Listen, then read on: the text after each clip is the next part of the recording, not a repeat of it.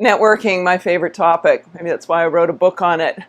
I think in this day and age, you need to be amphibious, which means for those of you who are a generation who thinks this social media thing is a fad and it's going to go away, get over it. It's not. And if you are a digital generation that thinks all we do is text and send emojis, get over that as well. The relationships are made one-on-one. That may be on a Skype, it may be over coffee. Your network is incomplete and in some ways useless until you meet face-to-face. You have to find ways of doing that.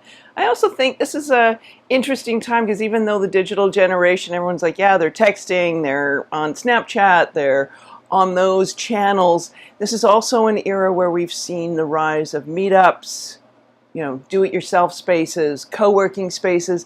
We want to make human connections.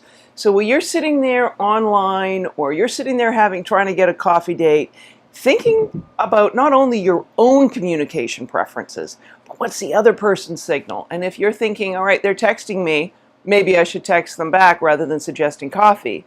And if they're emailing you suggesting a coffee date and you're trying to text them back with an emoji, stop and think about it for a moment. Maybe their communication preference is in person.